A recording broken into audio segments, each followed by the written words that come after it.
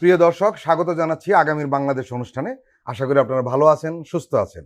আজকে আমাদের সঙ্গে অতিথি হিসেবে রয়েছেন প্রফেসর মেজবাউল আজম সওদাগর, চেয়ারম্যান, রাষ্ট্রবিজ্ঞান বিভাগ, জগন্নাথ বিশ্ববিদ্যালয়। আরও রয়েছেন এম আবদুল্লাহ, ব্যবস্থাপনা পরিচালক, বাংলাদেশ সাংবাদিক কল্যাণ ট্রাস্ট। আপনাদের দুজনকেই স্বাগত। আমরা শুরুতে যাব প্রফেসর মেজবার কাছে। আমরা পতিত ফেসিবাদের স্লোগান শুনছি। ফেসিস্টরা যে স্লোগান দিয়ে প্রতিপক্ষকে ভয় দেখাতো, হুমকি দিত, এখন সেই একই স্লোগান দিচ্ছে ফেসিস্ট বিরোধী অংশীজনেরা। একটা দুইটা অমুক ধরো, সকাল বিকাল নাস্তা করো, একটা দুইটা অমুক ধরো, সকাল বিকাল জবাই করো। এই ভয়াবহ স্লোগানে রাজপথ কাঁপানোর চেষ্টা করছে কেউ। কি বলবে? জুলাই রেভলিউশনের পরে আমাদের মধ্যে যে নতুন যে আশা আকাঙ্ক্ষার জন্ম হয়েছিল, তরুণ প্রজন্মের যে চাওয়া, তারা ভবিষ্যৎ কী ধরনের বাংলাদেশ দেখতে চায়, তারা কী ধরনের সোসাইটি স্টেট গড়তে চায়, তারা কেমন রাজনৈতিক সংস্কৃতি চায়, এই বিষয়গুলো নিয়ে তাদের একটা আশা আকাঙ্ক্ষার প্রতিফলন ঘটেছিল আপনার জুলাই বিপ্লবে। জুলাই বিপ্লবের যে স্লোগান যেগুলো ছিল, আপনি সেই স্লোগানগুলো যদি আমরা খেয়াল করি, তাহলে আমরা এই তরুণ প্রজন্মের এবং সাধারণ মানুষের সবার আশা আকাঙ্ক্ষার একটা রিফ্লেকশন আমরা ওখানে দেখতে পাই। কিন্তু দিন যতই যাচ্ছে ততই দেখা যাচ্ছে যে এই জায়গা থেকে আস্তে আস্তে আমরা সরে আসছি। এখন কথা হচ্ছে যে কেন এই জায়গা থেকে আমরা সরে আসছি। আপনি যেমনটি বললেন যে ফ্যাসিবাদীদের মতো স্লোগান আমরাও কেন দিচ্ছি, আপনি সেই প্রশ্নটি তুললেন। এটা এই জন্য হচ্ছে, এখন এই প্রশ্নটা আমাদের এখন করতে হবে। এর মূল কারণটা হচ্ছে বিপ্লব পরবর্তী সময়ে যে একটা বিপ্লবী সরকার হওয়ার কথা ছিল, সেটি কিন্তু হয়নি। বিপ্লবী সরকার হলে পুরো বিপ্লবের চেতনাটাকে গ্রহণ করে সকল সরকারি কর্মকাণ্ড, সকল রাজনৈতিক দলগুলোর কর্মকাণ্ড পরিচালিত হতো, কিন্তু দুঃখজনকভাবে সেটি হয়নি। এবং বিপ্লবী সরকার হলো না, সেটাও ধরে নিলাম, কোনো বাস্তবতায় সেটি হয়নি। কিন্তু তার পরবর্তীতে যে ফ্যাসিবাদ বিরোধী যে রাজনৈতিক দলগুলো, পক্ষগুলো রয়েছে, তাদের মধ্যে অন্তত মৌলিক বিষয়গুলোতে একটু ঐক্যমত হওয়ার কথা ছিল, যে আমরা কিভাবে এগুবো, কোন কোন বিষয়গুলোতে আমরা একমত। এই বিষয়টাও সুস্পষ্টভাবে আমরা এই জায়গাগুলোতে একমত হতে পারিনি। এবং এই ঐক্য বিনষ্ট হওয়ার সুযোগে এখানে বিভিন্ন ধরনের সুবিধার ইন্টারেস্টের মানুষ, বিভিন্ন কোটারি গ্রুপ এখানে এসে ঢুকে পড়ছে এবং যার যার সুবিধা মতো, যার যার ইন্টেনশন এখানে অ্যাপ্লাই করার জন্য তারা এই ধরনের কাজগুলো করছে আর কি। তো এটি খুবই আশঙ্কাজনক ব্যাপার একটা। এবং এই মুহূর্তে উচিত, অনেক ঝগড়াঝাটি হয়েছে, আমি মনে করি যে এই মুহূর্তে উচিত যে খুব দ্রুত সময়ের মধ্যে জুলাই ঘোষণাপত্রটা তৈরি করা। তারা মৌলিক যে বিষয়গুলোতে একমত হবে, যে কী ধরনের বাংলাদেশ আমরা সামনে গড়তে চাই, এবং এর সাথে অবশ্যই এই রাজনৈতিক সংস্কৃতির যে কী ধরনের পরিবর্তন আমরা চাই। আর রাজনীতিকদের ভাষার পরিবর্তন করতে হবে। একে অপরকে, এনসিপি বলেন, বিএনপি বলেন, জামাত বলেন, প্রত্যেকটা দল বিপ্লব পরবর্তী সময়ে যে একে অপরকে আক্রমণ করা যে শুরু হলো, এটি রাজনৈতিক ঐক্যমত না হওয়ার কারণে এই বিষয়গুলো হয়েছে। তা আমরা খুব আশাবাদী যে অ্যাটলিস্ট এতদিন যা ঝগড়াঝাটি হয়েছে, অ্যাটলিস্ট জুলাই ঘোষণাপত্রটা যেন সবাই একমত হয়ে করে, এবং একমত হয়ে করলে সেটার ভিত্তিতে যেন রাজনৈতিক দলগুলো তাদের কার্যক্রম, সরকার তাদের পরবর্তী কার্যক্রম, পরবর্তী বাংলাদেশ বিনির্মাণের স্বপ্নটা যেন সেখানে চূড়ান্তভাবে লিপিবদ্ধ থাকে, এটি আমরা সবাই চাই। সেটা কে করবে, এই সরকার কতটুকু করবে নাকি নির্বাচিত সরকার এসে কতটুকু করবে, সেই বিষয়টাও চূড়ান্ত হয়ে এখানে থাকবে। এবং জুলাই ঘোষণাপত্রের যে ঘোষণা, যে কমিটমেন্ট, সেখান থেকে বর্তমান সরকারও বাইরে যেতে পারবে না, এবং ফ্যাসিবাদ বিরোধী যে রাজনৈতিক পক্ষগুলো, দলগুলো রয়েছে, তারাও ভবিষ্যতে সরকার গঠন করলে এই জায়গা থেকে তারা এই কমিটমেন্ট থেকে বিচ্যুত হতে পারবে না। এইরকম একটা নিশ্চয়তা আমাদের এই মুহূর্তে করা দরকার। আদারওয়াইজ আমাদের গণ অভ্যুত্থান বা বিপ্লব যাই বলি, এই চেতনা থেকে রাষ্ট্র যদি বিচ্যুত হয়, তাহলে আমাদের জন্য এটা অশনি সংকেত। এম আবদুল্লাহ, আমরা যে স্লোগানের কথা বলছিলাম, আসলে এই স্লোগান কারা দিচ্ছে? আমরা তাদের চেহারাগুলো দেখে বুঝতে পারছি কারা দিচ্ছে। এদের 5ই আগস্টের গণ অভ্যুত্থানের চেতনা বলুন, বা দেয়ালে যে তরুণরা লিখেছে সেই চেতনা বলুন, জন আকাঙ্ক্ষা বলুন, এরা কিন্তু কারো ধার ধারে না। এদের অনেক আছে ছাত্র হিসেবে পরিচয় দিচ্ছে, কিন্তু এরা কোনো স্কুল কলেজে গিয়েছে বলে মনেও হয় না। কিন্তু এই স্লোগানটি দিচ্ছে, মাঝখান থেকে পরিবেশটা হয়ে যাচ্ছে উদ্বেগজনক, আশঙ্কাজনক, এবং মানুষ ভয় পাচ্ছে রীতিমতো। কি বলবেন আপনি? এটা আমাদের জন্য অত্যন্ত দুর্ভাগ্যজনক যে আমরা এখনো পর্যন্ত গণ অভ্যুত্থান উত্তর বাংলাদেশে এখনো পর্যন্ত আমরা একটা জায়গায় যেতে পারি নাই যেখানটাতে একটা স্বস্তির জায়গা তৈরি হবে আমাদের মধ্যে, প্রত্যেকের মধ্যে। আমরা যারা গণতন্ত্র মনা মানুষ, আমরা যারা বিশাল একটা প্রত্যাশার জায়গা নিয়ে এই অভ্যুত্থান উত্তর বাংলাদেশকে যেমনটি দেখতে চেয়েছিলাম এবং সেই সুযোগও তৈরি হ্যাঁ, হয়েছিল। সেই সুযোগটা তৈরি হয়েছিল, কিন্তু আমরা দেখছি প্রত্যেকের নিজস্ব এজেন্ডা, জাতীয় এজেন্ডার বাইরে গিয়ে, ন্যাশনাল ইন্টারেস্টের বাইরে গিয়ে, দেশের ইন্টারেস্টের বাইরে গিয়ে আমরা নিজস্ব এজেন্ডা নিয়ে এত ব্যতিব্যস্ত হয়ে পড়েছি এবং এতটা বেপরোয়া হয়ে গেছি, এবং সেটা এতটা মানে উৎকটভাবে মানুষের সামনে ধরা পড়ছে যে আমরা প্রত্যেকে নিজস্ব হিসাব নিকাশের মধ্যে আমরা চলে গেছি, যেটা এত তাড়াতাড়ি যাওয়া। একটা সময় তো বাংলাদেশের রাজনীতির বাস্তবতা হলো একটা সময়ে গিয়ে প্রত্যেকে যার যার রাজনৈতিক এজেন্ডার মধ্যে যাবে, কিন্তু সাধারণ মানুষের, যারা এই যে গণ অভ্যুত্থানে এত বিপুল সংখ্যক মানুষ জীবনদান, আত্মদান, রক্তদানের মধ্য দিয়ে মানুষের যে প্রত্যাশার যে আকাশচুম্বী একটা জায়গা তৈরি হয়েছিল, সেটার প্রতি আমরা ভ্রুক্ষেপ না করে আমরা প্রত্যেকে এত দ্রুত সময়ের মধ্যে নিজস্ব ব্যক্তিগত এবং দলীয় যে রাজনৈতিক এজেন্ডার গণ্ডিতে আমরা আবদ্ধ হয়ে গেছি, এটাই তার অন্যতম কারণ। দুর্ভাগ্যবশত আমরা যে আন্দোলন, যে মুভমেন্টটা দেখছি, যেমন আমি যদি বলি যে ঢাকা ইউনিভার্সিটির যে একজন ছাত্র অনাকাঙ্ক্ষিতভাবে তার হত্যাকাণ্ডের ঘটনা ঘটেছে, যে কোনো হত্যাকাণ্ডই নিন্দনীয় এবং এই দুঃখজনক। হ্যাঁ দুঃখজনক। এই পরিবেশে সাথে নতুন বাংলাদেশে এইভাবে একজনকে জীবন দিতে হবে ক্যাম্পাসে, এটা আমরা কেউই মেনে নিতে পারি না। কিন্তু একই সঙ্গে এটাও তো স্বীকার করতে হবে যে আমরা এই ঘটনাটি পরবর্তী যে প্রতিক্রিয়াটা আমরা দেখছি, এই প্রতিক্রিয়াটা আমি অনেকের সাথে কথা বলে যেটা দেখতে পাচ্ছি, এটা অতি প্রতিক্রিয়া কিনা সেটাও অনেকে বিবেচনা করছেন, যে আমরা কি যারা এই সাম্যের যে বিচারের জন্য যেভাবে লাগাতার আমরা কর্মসূচি দেখছি, আমরা মশাল মিছিল দেখছি, আমরা শাহবাগের মতো একটি মোড় দীর্ঘ সময় সেটা অবরুদ্ধ করে রাখা দেখছি, এই সংগঠনটি কি সেই জুলাই হত্যাকাণ্ডের বিচারের জন্য এরকম একটি কর্মসূচি গত 10 মাসে পালন করেছেন? এটা কিন্তু সেভাবে আমাদের নজরে পড়ে নাই। শেখ হাসিনার বিচারের জন্য যেখানে 1,500-2,000 মানুষ জীবন দিয়েছে, যার মধ্য দিয়ে এই যে আজকে মুক্তভাবে শাহবাগ অবরোধ করার মতো সেই সুযোগটা তৈরি হয়েছে, সেই ফ্যাসিস্টের বিচারের জন্য এ ধরনের কোনো কর্মসূচি সেভাবে দেখা যাচ্ছে না, দেখা যায়নি। গেলে ভালো হতো।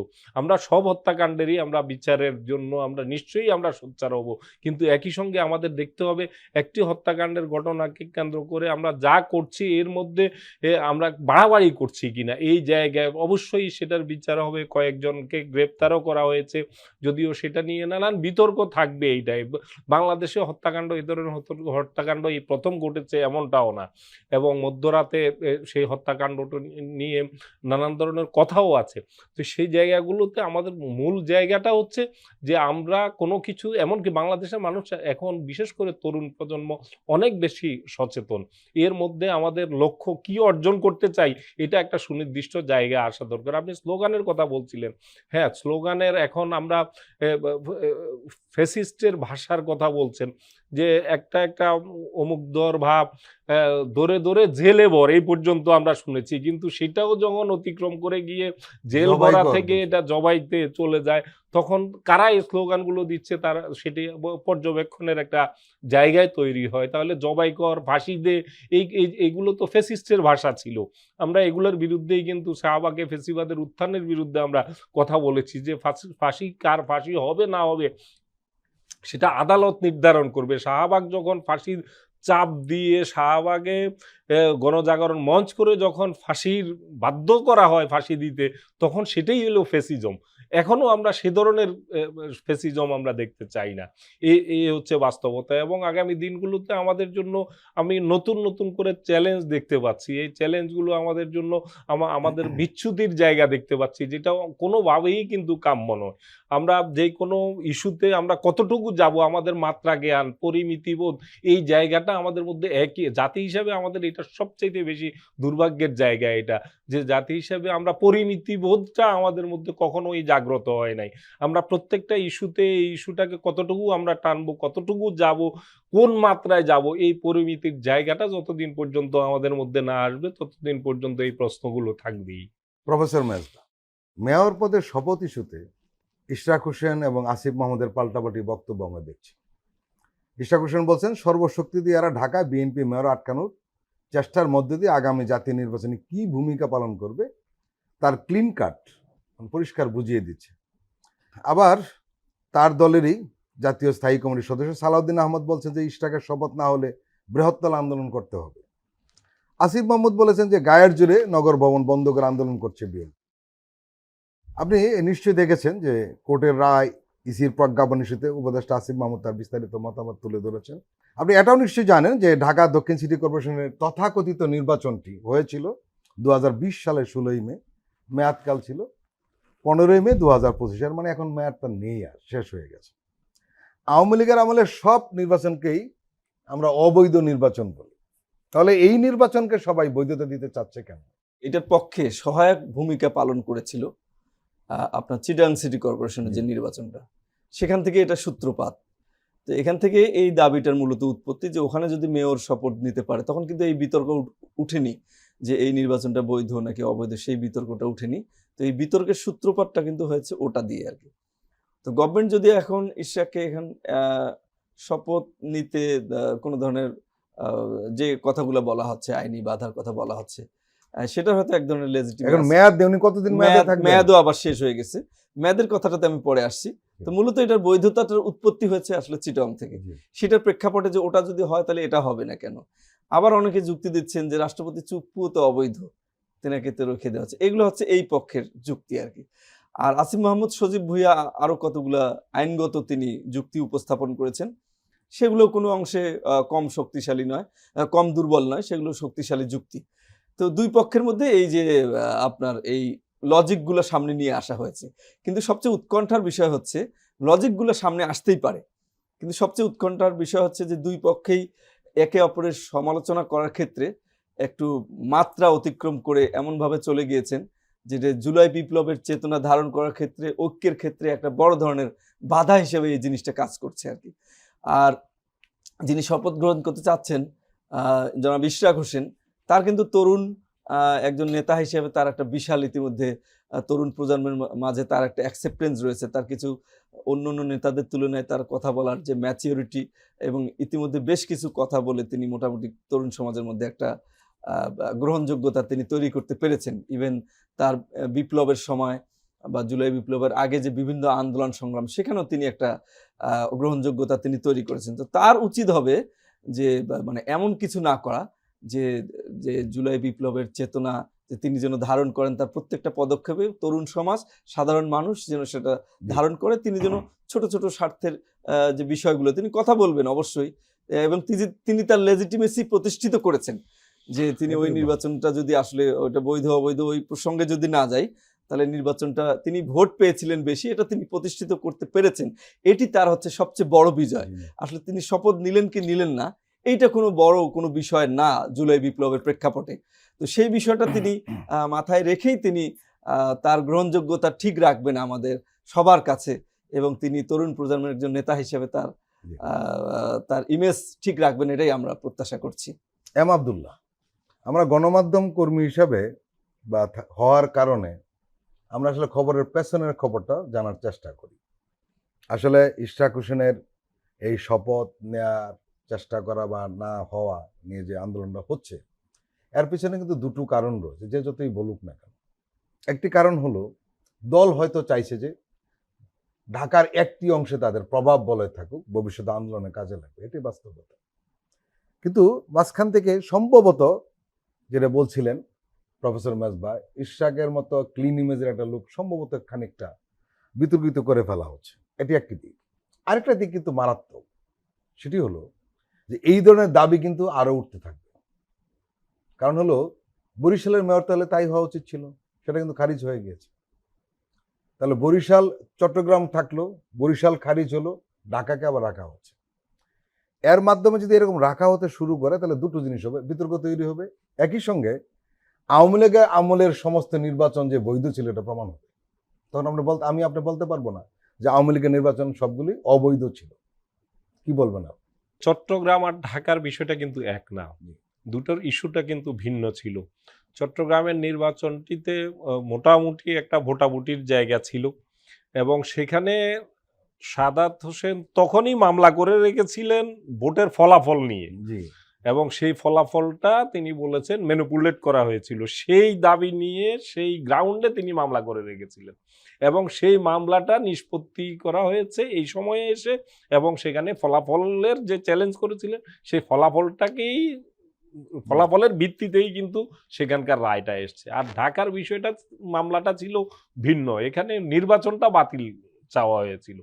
তো নির্বাচন বাতিল চাওয়ার আবেদনটিকে এই 5ই আগস্টের পরে এটা সংশোধন করে, আরজি সংশোধন করে এটাকে মেয়র ঘোষণা করার জন্য আরজি পেশ করা হয় এবং সেভাবে আদালত থেকে সেভাবে আদেশটি আসে এবং তার পরবর্তী বাকি বিষয়গুলো আপনারা খুব ভালোভাবে জানেন, আমি রিপিটেশনে যাচ্ছি না। এখন বিষয়টা হচ্ছে কি, এই বিষয়গুলো আলোচনা করতে গিয়ে আসলে প্রথমে একটু চিন্তা করতে হচ্ছে যে আওয়ামী লীগ আমলের একটা মানে বয়ান এভাবে তৈরি করা হয়েছিল যে হয় তুমি আমার পক্ষে না হয় বিপক্ষে, মাঝখানে কোনো জায়গা নাই। তো এখনো যদি ন্যায্য কথা বলতে গেলে কিন্তু ভাবতে হচ্ছে 10 বার করে যে হয় আমি এক পক্ষে যদি যায় তাহলে আমি ঠিক আছি, না হলে কিন্তু আমি বিপক্ষে বিরুদ্ধবাদী হয়ে যাচ্ছে। এই জন্য অনেক কিছু বিশ্লেষণ করতে গিয়ে অনেক ভেবে চিন্তে করতে হয়। আপনি দেখেন এই জায়গাটা ঢাকা দক্ষিণের মেয়র নিয়ে যা হচ্ছে এটা একটা ইগোর পর্যায়ে চলে গেছে।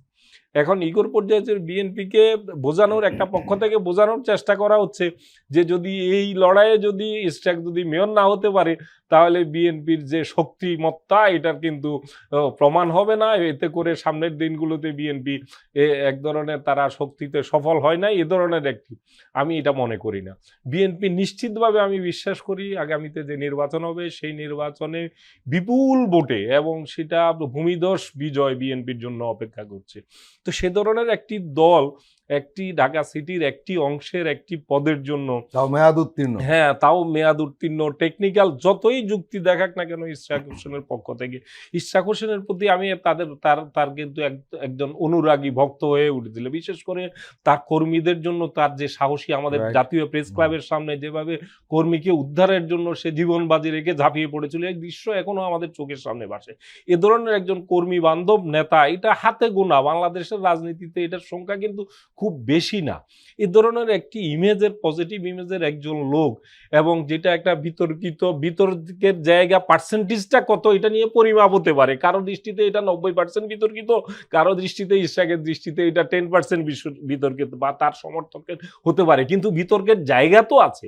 সে ধরনের একটা ইস্যুতে এমন পর্যায়ে যাচ্ছেন যে গতকাল সেই গোলাপ শাহ মাজারের এখানে সারাটা দিন ব্লক করে হাজার হাজার না লাখো মানুষকে সেখানে দুর্ভোগের মুখে ঠেলে দেওয়া হয়েছে। নগর ভবন, হ্যাঁ, নগর ভবন তো অচল আছেই, সেটাতে একটা পার্ট আছে।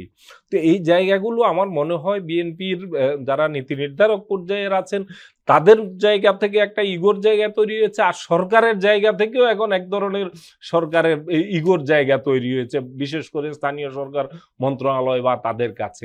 এই ইগোর জায়গাটা থেকে আমার মনে হয় যত তাড়াতাড়ি আমরা বেরিয়ে আসতে পারবো, এটার সমাধানের জায়গাটা তত বেশি তৈরি হবে।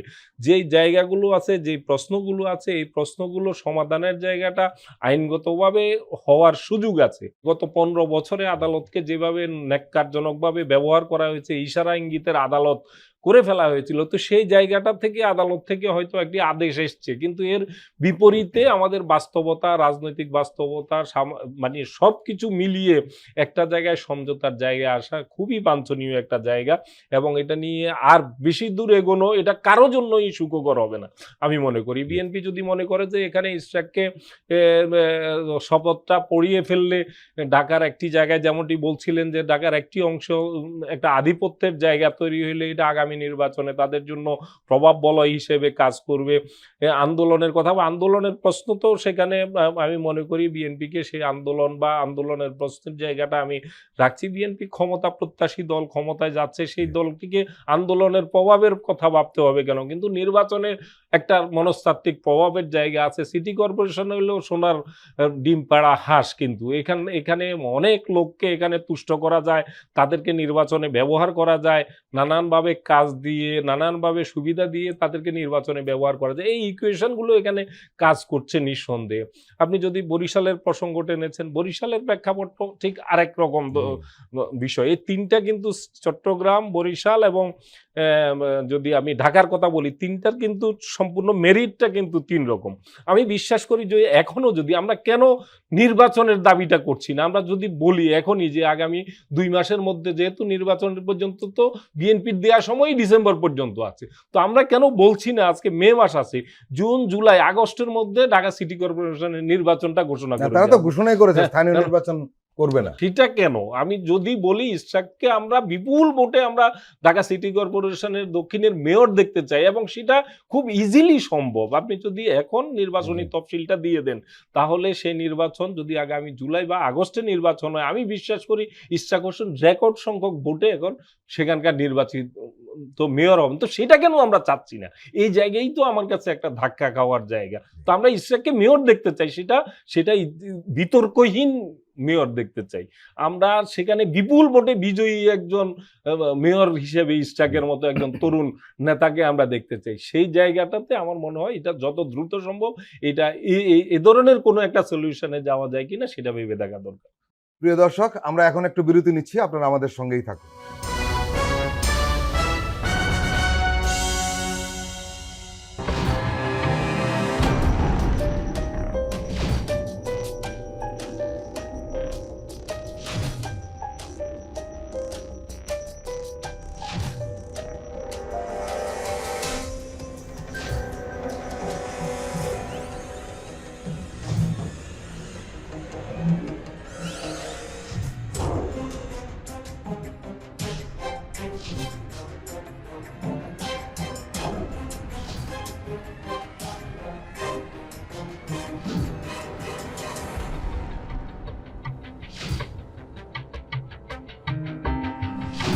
কেমন আছে অর্থনীতি দেখবেন প্রতি সোম ও মঙ্গলবার রাত 10:20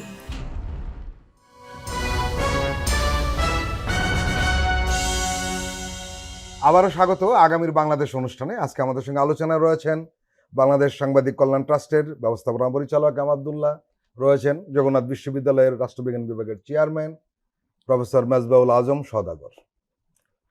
প্রফেসর মেজবা, আমরা বেশ কিছুদিন ধরে লক্ষ্য করছি যে তরুণরা এই জুলাই বিপ্লবের নেতৃত্ব দিয়েছিল তাদেরকে বিতর্কিত করা, তুচ্ছতাচ্ছিল্য করা, এবং আমরা সর্বশেষ দেখলাম মেয়র পদ নিয়ে যে আন্দোলন চলছে সেখানেও তার ছবি নিয়ে জুতা মারা ইত্যাদি ইত্যাদি। এবং আসিফ মাহমুদ উনি একটি ফেসবুক স্ট্যাটাস দিয়েছেন সোমবার রাতে, উনি লিখেছেন জুলাই হিরোদের অপমান বা অবমাননা করবেন না। আসিফের সহযোদ্ধা বর্তমানে এনসিপি নেতা হাসনাত আবদুল্লাহ একটি ফেসবুক স্ট্যাটাসে লিখেছেন আসিফ মাহমুদের রক্তজোড়া সংগ্রামের দিন আছে, হাসিনা শাহের গদি কাঁপানো স্লোগান আছে, ফ্যাসিস্ট পতনের বিরচিত ইতিহাস আছে। আবার যদি দেশের প্রয়োজনে দরকার হয় আসিফ মাহমুদ আবারও রাজপথে আসবে, স্লোগানে কণ্ঠ মিলাবে, তাকে অপদস্থ করেন না, অন্যায্যতা চাপিয়ে দিয়েন না, বেইনসাফি করেন না। আচ্ছা বলুন তো, জুলাই গণঅভ্যুত্থানে নেতৃত্বদায়ী তরুণদের যদি আমরা বিতর্কিত বা ভিলেন বানিয়ে ফেলি, আখেরে লাভটা কার হবে? তরুণদের এখানে নেতৃত্ব দিয়েছে, তারপরে তাদের সাথে সবাই এসে এখানে যোগ হয়েছে আর কি, যোগ হয়েছে। তো রাজনৈতিক দলগুলো যেটি অপছন্দ করছে যে এটার একক দাবিদার যেন কেউ না হয়। রাজনৈতিক দলগুলোরও দীর্ঘদিনের এখানে কন্ট্রিবিউশন আছে, এটাও অস্বীকার করার উপায় নেই। তো এই জায়গাতে দুই পক্ষের মধ্যে একটা বিতর্ক চলছিল, সেই বিতর্কের মধ্য থেকে কিন্তু এই বিতর্কটা নতুন বর্ষে এসে যোগ হয়েছে। কিন্তু আমি যে পজিটিভ জিনিসটা আজকে আপনি যে স্ট্যাটাসগুলোর কথা বললেন, যে পজিটিভ জিনিসটা দেখতে পাচ্ছি যে হাসনাত একটা সুন্দর স্ট্যাটাস দিয়েছে, সজীব ভুইয়াও একটা সুন্দর স্ট্যাটাস দিয়েছে যে কাউকে যেন অপমান করা না হয়। আবার ঠিক একইভাবে কিন্তু ইশরাকেরও একটা গতকাল আমি একটা স্ট্যাটাস তার দেখলাম, যে তিনিও কিন্তু বলেছেন যে ভাষা যেন আমরা ঠিক করি, তিনি কিন্তু তার দলের নেতাকর্মীদের মধ্যেই বলেছেন। তা আমার কাছে মনে হচ্ছে যে এইটা একটা পজিটিভ সাইন। আমার কাছে মনে হচ্ছে দুই পক্ষই শেষ পর্যন্ত এই যে বাড়াবাড়িটা করার পরে দুই পক্ষই এখন বুঝতে পারছে কিছুটা। এই স্ট্যাটাসগুলো যদি আমরা এখানে স্যাম্পল ধরে নেই এই বিষয়টা অ্যানালাইসিস করার ক্ষেত্রে, তাহলে আমরা দেখছি যে দুই পক্ষই বুঝতে পারছে যে আসলে এটা ঠিক হয়নি। ইশরাক পরিষ্কারভাবে তার নেতাকর্মীদের বলেছেন যে আমরা সমালোচনা করব, কিন্তু আমরা সেটা ফ্যাসিস্টদের আমরা সমালোচনা করব, কিন্তু যারা ফ্যাসিবাদ বিরোধী শক্তি তার স্ট্যাটাস দিতে তিনি এটাই বুঝাইছেন। একইভাবে হাসনাত আব্দুল্লাহ সুন্দর কথা বলেছেন, সজীব ভুইয়াও সুন্দর কথা বলেছেন। তা আমার কাছে মনে হয় এইভাবে কিন্তু কনসেনসাস তৈরি হয়, মানে একটা ঘটনার প্রেক্ষিতে কিন্তু কনসেনসাসগুলো তৈরি হয়। তো বাংলাদেশের রাজনীতির একটা ঐতিহ্য হচ্ছে যে মানে অনেক পানি গড়ানোর পরে তারপরে এসে মানে সিদ্ধান্তটা হয়, এবং একটা পর্যায়ে এসে কিন্তু মোটামুটি একটা ঐক্যমতে আসা হয়। মানে ইনস্ট্যান্ট ঐক্যমতে আসাটা বাংলাদেশের রাজনীতিতে নাই। বাংলাদেশের যে পলিটিক্যাল কালচার, এটা ব্যাখ্যা করলে আমরা এটাই দেখি। তো সব দিক থেকে বিষয়টা আমরা হোপফুল যে আগামীতে হয়তো দুই পক্ষই আরো কিছুটা সংযত হবে এই বিষয়গুলোতে। এম আব্দুল্লাহ, আমরা শুরু থেকে দেখছিলাম যে এই তরুণদেরকে ভিলেন বানানো এবং তাদেরকে নেতিবাচকভাবে উপস্থাপনার ব্যাপারে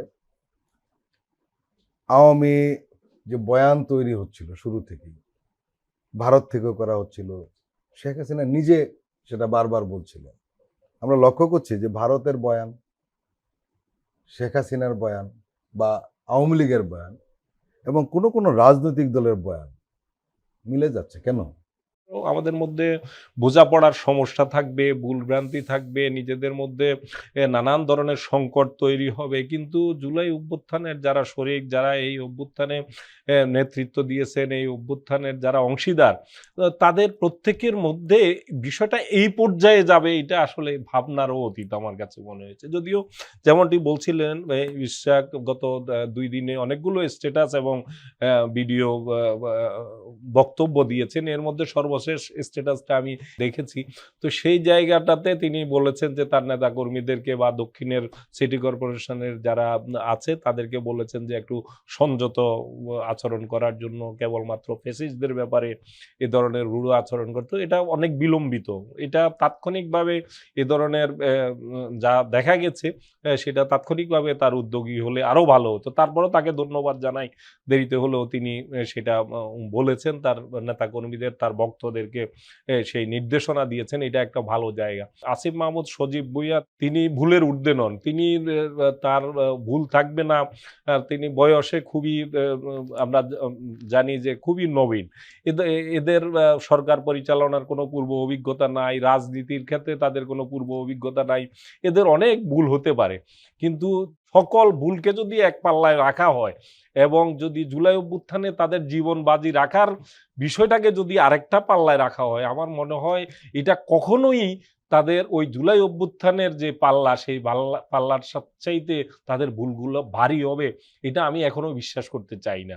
এ কারণেই চাই না, কারণ যেটা বলা হচ্ছে যে জুলাই অভ্যুত্থানের শুধু কৃতিত্ব তাদের নয়, নিশ্চয়ই শুধু কৃতিত্ব তাদের নয়, কিন্তু এটাও ঠিক তাদের নেতৃত্বে বাকি সব রাজনৈতিক দলগুলো নিজেদেরকে আড়ালে থেকে কিন্তু তাদের নেতৃত্বে এই সংগ্রামটা নিতে হয়েছে কৌশলগত কারণে।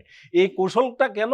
কারণ তারা রাজনৈতিক দলগুলো ভালো করে জানতো তারা যদি ফ্রন্ট লাইনে আসে তাহলে এই আন্দোলন সফল হওয়ার, জনগণ তাদের সাথে নামবে না। হ্যাঁ, সফল হওয়ার সম্ভাবনাটা অনেক বেশি কমে যেত। এই জন্যই, কারণ একটা পর্যায়ে আপনার স্মরণ আছে বিএনপি মহাসচিব নিজে বলেছেন যে এই দাবির সাথে আমরা এই আন্দোলনের সাথে আমরা সম্পৃক্ত নেই। এটা তাকে মানে বাধ্য হয়ে অনেকটা ডিজোন করতে হয়েছে, যদিও পরোক্ষভাবে বিএনপি সম্পৃক্ত ছিল, কিন্তু বাধ্য হয়ে তখনকার আন্দোলন কৌশলগত কারণে তাকে মিডিয়াকে বলতে হয়েছে যে আমরা এটার মধ্যে নাই। এই ধরনের এখনো সেই ভিডিওটা আপনি পাবেন। তো সেই জায়গাটা এরা বুঝতে হবে যে তখন ছাত্র নেতৃত্বকে সামনে রেখেই এত বড় একটি সাফল্য এসছে। আপনি এটাও যদি আপনি বলেন যে তখন তুলে নিয়ে যাওয়া হয়েছিল কাদেরকে, তুলে নিয়ে যে তখনকার শেখ হাসিনার ফ্যাসিস্ট সেই মুভমেন্ট দমনের জন্য তুলে নিয়ে যাওয়া হয়েছিল কাদেরকে, তুলে নিয়ে ডিবি অফিসে বক্তব্য, রিভার্স বক্তব্য দিতে বাধ্য করানো হয়েছিল কাদেরকে? এই ছাত্র নেতাদেরকে। তার মানে তখন ম্যাটার করেছে এই ছাত্র নেতারা কি বলবেন, সেটাই তখনকার আন্দোলনটা এগিয়ে নেওয়ার ক্ষেত্রে ম্যাটার করেছে। আপনি নাহিদ ইসলামকে গুম করে ফেলা হয়েছে, নির্যাতন করা হয়েছে, কেন করা হয়েছে? কারণ এদের বক্তব্যটাই তখন এরা কি বলছে এটার দিকেই কিন্তু তখনকার সবাই তাকিয়েছিল। কিন্তু শক্তি হিসেবে বিএনপি, জামাত বা অন্যান্য শক্তিগুলোকে খাটো করে দেখার এখানে কোনো বিষয় না। এটা হলো তখনকার বাস্তবতায় তখন ছাত্র নেতৃত্বের প্রতি সাধারণ মানুষের কারণ একটি আন্দোলন, একটি মুভমেন্ট যদি গণ আন্দোলনে পরিণত না হয়, সেটা যে সফল হয় না, সেটা তো আমরা গত 15 বছরে দেখেছি। যতক্ষণ পর্যন্ত এটা গণ আন্দোলনের, মানুষের আন্দোলনে পরিণত হয় নাই, ততক্ষণ পর্যন্ত কিন্তু সাফল্য আসে নাই। যতক্ষণ পর্যন্ত জীবন বাজি রেখে ঘুরে দাঁড়ানোর, জি। বুক চিতিয়ে ঘুরে দাঁড়ানোর সময় আসে নাই, ততক্ষণ পর্যন্ত কিন্তু এটার সাফল্যটা আসে নাই। কিন্তু সেই সাফল্যটা যাদের নেতৃত্বে, দৃশ্যত যাদের নেতৃত্বে এসছে, তারা কিন্তু এই সজীব ভুঁইয়ারা, নাহিদ ইসলামরা এবং এদের শক্তি যে পুরো শক্তি, তা এই ডিবেট করার জায়গা না। এটা কারণ সকলে মিলেই আমরা গত 15 বছরে বিএনপির অনেক ত্যাগ তিতিক্ষা আছে, লক্ষ লক্ষ কর্মী তাদের সেই জেল খেটেছেন, গুম হয়েছেন, খুন হয়েছেন, এই সব কিছুকে ক্যাশ করার জন্য বিএনপি তো সর্বশেষও চেষ্টা করেছে। 24-এর নির্বাচনের আগেও চেষ্টা করেছে। 28 অক্টোবরের দৃশ্য আমরা সেখানে উপস্থিত থেকে দেখেছি। সেটা চূড়ান্ত একটা থ্রেট ছিল সরকারের জন্য, কিন্তু সেটাও সরকার ভন্ডুল করতে 10 মিনিট লাগে নাই। তো এই বিষয়গুলো মাথায় রেখেই আমরা আমরা যেন বিবেচনায় রাখি, তাহলে কিন্তু এটা সবার জন্যই মঙ্গলজনক। অভ্যুত্থানের পক্ষের শক্তিগুলোর যত বিভাজন হবে, ততই সেই পতিত স্বৈরাচার, পতিত ফ্যাসিস্টরা মাথা তোলার চেষ্টা করছে। এই বিষয়গুলো আমরা যদি মাথায় না রাখি, আমাদেরকে কিন্তু আরো অনেক বেশি মূল্য দিতে হবে। প্রফেসর মেজবা, রাজনৈতিক দলগুলোর এই ধরনের ভূমিকা ফেসিবাদকেই শক্তিশালী করবে, তাদের পুনর্বাসন করবে, এটা তারা বুঝে না। এটা একটা প্রশ্ন। দ্বিতীয় প্রশ্ন হলো যে এখন তো আবার ভালো আওয়ামী লীগ, নীতিবান আওয়ামী লীগ, দুর্নীতিমুক্ত আওয়ামী লীগ, এইভাবে কথা বলে এদেরকে বিভিন্ন রাজনৈতিক দল আশ্রয় দিচ্ছে। যদিও বেশি দোষারোপ করা হচ্ছে বিএনপিকে, কিন্তু প্রকৃতপক্ষে সবাই দিচ্ছে কম বেশি। বিএনপি হয়তো রাজনৈতিক ততটা না বুঝে ঘোষণা দিয়ে বলছে, ঘোষণা না দিলেও পারতো, যেহেতু সবাই গ্রহণ করছে। যেটা এম আবদুল্লাহ বলছিলেন যে এই সুযোগটা কিন্তু ফেসিবাদ নিচ্ছে, এবং যার জন্য আমরা দেখি ঢাকাতে এক যুগে অনেক জায়গাতে তারা বিক্ষোভ মিছিল করার সাহস পায়। কি বলবেন? ফ্যাসিবাদী শাসনটা বাংলাদেশে যখন শুরু হলো, তখন থেকে একেবারে 5 আগস্ট পর্যন্ত যদি রাজনৈতিক দলগুলোর ভূমিকাকে আপনি বিশ্লেষণ করেন, আপনি দেখবেন যে প্রত্যেকটা সময়ই রাজনৈতিক দলগুলো একটা বিভ্রান্তির মধ্যে ছিল। বিভ্রান্তিটা কিরকম? যে একটা ফ্যাসিবাদী শাসন যে এখানে চালু হয়েছে, এটা স্বীকার করতেই তো আপনার 5 আগস্টের অল্প কিছুদিন আগে থেকে এটা বলা শুরু হয়েছে যে এটা গণঅভ্যুত্থান, আমরা গণঅভ্যুত্থান করব। এর আগে তো গণঅভ্যুত্থান শব্দটা আমরা রাজনৈতিক দলের নেতাদের মুখ থেকে আমরা শুনতাম না। নির্বাচনের মাধ্যমে পরিবর্তন চাইতেন, তারপরে নির্বাচনে অংশ নিতেন, তারপরে আবার নানান দাবি দেওয়া করতেন তার কাছে, এই দিতে হবে, সেই দিতে হবে, কেয়ারটেকারের অধীনে সংবিধান সংশোধন করতে হবে, নানান দাবি দেওয়া করতেন, নির্বাচন দিতে বলতেন, এরকম। এবং এই সমালোচনাটা তখন আমাদের ইন্টেলেকচুয়াল সোসাইটির মধ্যে একটা এই সমালোচনাটা ছিল যে এই ধরনের একটা সরকারকে নির্বাচন দিয়ে পরিবর্তন করার কথাটা বলা, এটা তো একটা বড় ধরনের রাজনৈতিক বিভ্রান্তি। তার মানে রাজনৈতিক দলগুলোর ওই পর্যন্ত এই ম্যাচুরিটি ছিল না যে এখানে কত বৃহৎ পরিকল্পনা, কত মাস্টার প্ল্যান নিয়ে একটা দানবের মতো এখানে চেপে বসেছিল। এবং আপনি খেয়াল করলে দেখবেন যে ফ্যাসিবাদ শব্দটা কিন্তু খুব কম ব্যবহার করতো রাজনৈতিক দলগুলো। তাহলে এটা ছিল 5 আগস্টের পূর্বে রাজনৈতিক দলগুলোর অবস্থান। তাহলে 5 আগস্টের পরে ফ্যাসিবাদ শব্দটা যে আসলো, এটা কিন্তু রাজনৈতিক দলগুলো নিয়ে আসেনি, এটা কিন্তু ছাত্র জনতার কাছ থেকে ফ্যাসিবাদ শব্দটা এসেছে। আর প্রথম ব্যবহার করেছিলেন এটা মাহমুদুর রহমান, যে শাহবাগে ফ্যাসিবাদের পদধ্বনি। তো তখন মাহমুদুর রহমানের এই বক্তব্যটা কিন্তু কেউ কিন্তু ক্যাচ করেনি, সবাই এটাকে অনেকটা তুচ্ছ তাচ্ছিল্য সুরে তখন কথা বলেছেন। তো এইখান থেকে বোঝা যায় যে রাজনৈতিক দলগুলোর ম্যাচিউরিটি, যেটা যদি আপনি বলেন যে তার পলিটিক্যাল ডেভেলপমেন্টের ক্ষেত্রে পলিটিক্যাল সিচুয়েশনকে বোঝা এবং সেই অনুযায়ী একটা স্ট্যান্ড নেওয়া, তো রাজনৈতিক দলগুলো যে বিভ্রান্তির মধ্যে ছিল এখান থেকে আমরা কিন্তু বুঝতে পারি। এখন তাদেরকে উত্তরণ ঘটেছে এখন তাদের ক্ষেত্রে। এই যে আপনি জানেন যে ফ্যাসিবাদ শব্দটাও বাংলাদেশে কিন্তু নতুনভাবে উচ্চারিত হচ্ছে। গণ অভ্যুত্থান শব্দটা কিছুটা পরিচিত ছিল, বিপ্লব শব্দটা নতুনভাবে উচ্চারিত হচ্ছে। এবং এই যে ছাত্র জনতার যে চেতনা, এটা হচ্ছে একটা বিপ্লব এবং একটা ফ্যাসিবাদ বিরোধী যে একটা চেতনা, এটা কিন্তু রাজনৈতিক দলগুলোর মধ্যে ওইভাবে আপনার আসে নাই। রাজনৈতিক দলগুলোর কর্মীদের মধ্যে, তাদের মধ্যে এমন একটা ধারণা আছে জাস্ট একটা সরকার পরিবর্তন করলাম, ওরা গেলাম, এই যে একটা রিজিম চেঞ্জ হয়েছে। কিন্তু ছাত্র জনতার মধ্যে যদি আপনি বলেন, ছাত্র জনতার মধ্যে তারা কিন্তু মনে করে যে একটা ফ্যাসিস্ট শাসন ব্যবস্থাকে উৎখাত করা হয়েছে। এই যে পারসেপশনগত যে ডিফারেন্স, এই পারসেপশনগত ডিফারেন্সটা থেকে কিন্তু অনৈক্যটা তৈরি হয়েছে।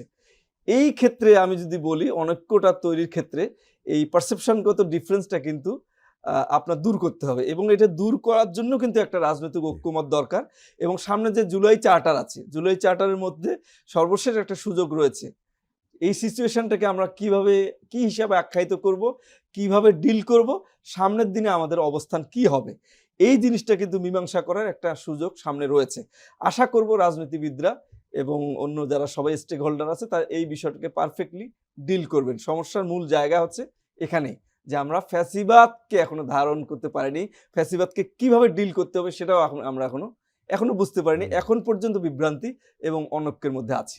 বেগম খালেদা জিয়াকে যখন জেলে নেওয়া হলো তখন পুরো বিরোধী আইনজীবী সম্প্রদায় বিএনপির নেতৃত্বে তারা এমন একটা ব্যাখ্যা আমাদের সামনে দাঁড় করাইলেন যে তারা বললেন যে আইনি লড়াইয়ের মাধ্যমে খালেদা জিয়াকে তেনারা জেল থেকে মুক্ত করে আনবেন। তো আমরা ছোট মানুষ হিসাবে, সাধারণ নাগরিক হিসেবে তখনই বুঝলাম যে এটা কি ধরনের ব্যাখ্যা দিচ্ছে। এটা তো একটা বিশাল মাস্টার প্ল্যানের অংশ, খালেদা জিয়াকে গ্রেপ্তার করে জেলে না, খালেদা জিয়াকে আইনি প্রক্রিয়ার মাধ্যমে জেল থেকে বের করে আনবে, এটা কোন ক্যালকুলেশনের ভিত্তিতে বলা হচ্ছে। তা আমরা কিন্তু সেই আশঙ্কার কথাটা তখন কিন্তু ওইভাবে আর সামনে বলতে পারিনি, সেই সুযোগও ছিল না। আমাদের সেই আশঙ্কাটা কিন্তু সত্য পরিণত হয়েছে, এবং রাজনীতিবিদদের এবং বিএনপিপন্থী আইনজীবীদের বা জামাতপন্থী আইনজীবীদের যে পারসেপশনটা ছিল এটা সম্পূর্ণরূপে ভুল প্রমাণিত হয়েছে। এরকম অনেক ভুল আছে যেটা এখন পর্যন্ত প্রমাণিত হয়েছে। প্রিয় দর্শক, আমরা আবার একটু বিরতি নিচ্ছি, আপনারা আমাদের সঙ্গেই থাকুন।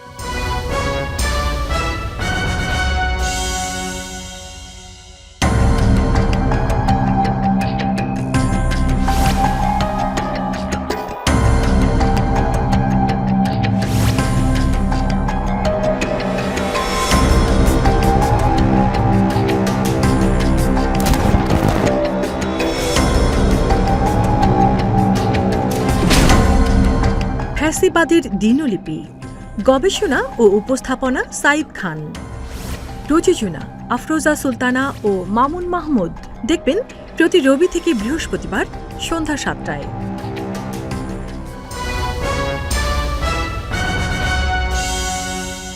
আবারও স্বাগত আগামীর বাংলাদেশ অনুষ্ঠানে। আজকে আমাদের সঙ্গে আলোচনায় রয়েছেন এম আবদুল্লাহ, ব্যবস্থাপনা পরিচালক, বাংলাদেশ সাংবাদিক কল্যাণ ট্রাস্ট। রয়েছেন জগন্নাথ বিশ্ববিদ্যালয়ের রাষ্ট্রবিজ্ঞান বিভাগের চেয়ারম্যান প্রফেসর মেজবাউল আজম সওদাগর। এম আবদুল্লাহ, ফেসিবাদ বিরোধী অংশীজনদের মধ্যে পরস্পরের বিরুদ্ধে প্রতিহিংসাপরায়ণ আচরণ এবং অন্তর্বর্তীকালীন সরকারের বিরুদ্ধে কোনো রাজনৈতিক দলের যুদ্ধংদেহী মনোভাব দেখে সোশ্যাল মিডিয়া অনেকে নানা মন্তব্য করছে।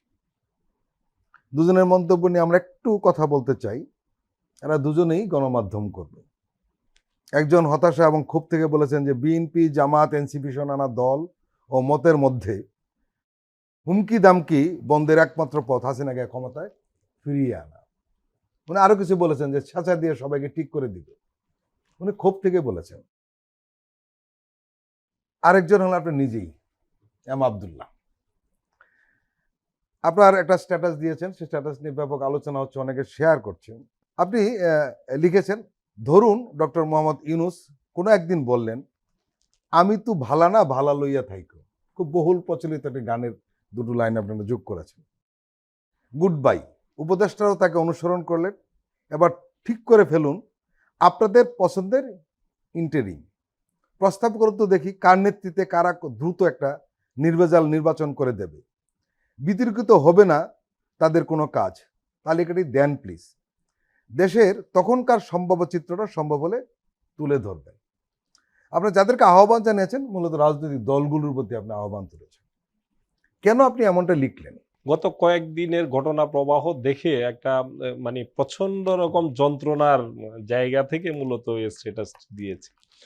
আসলে বাংলাদেশের বাস্তবতায় আমরা যে কোনো বিষয়েই আমাদের যে অপরিপক্কতা, আমাদের অর্বাচীনতা, এগুলো যে আমাদের কোন জায়গায় চলে গেছে এগুলো মাঝে মধ্যে দেখলে হতবাক হতে হয়। আমরা যখন দেখছি হুঙ্কার বিভিন্ন জায়গা দিক থেকে যে সবার এখন হয়ে গেছে যমুনামুখী লং মার্চটা এখন সবচাইতে বড় আলোচনার জায়গা তৈরি হয়ে গেছে।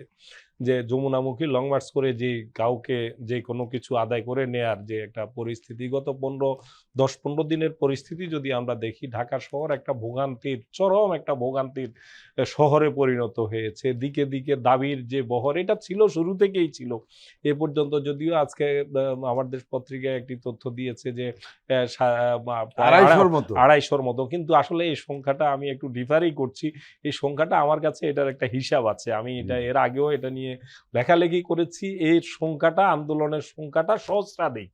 এটা এখন থেকে আরো 4 মাস আগেই 500 ক্রস করেছিল এই আন্দোলনের সংখ্যাটা। এগুলো আমি সংরক্ষণ করি ব্যক্তিগতভাবে, এটা আমার ব্যক্তিগত একটা কৌতূহলের জায়গা থেকে, আমি ইন্টারেস্ট থেকে করি।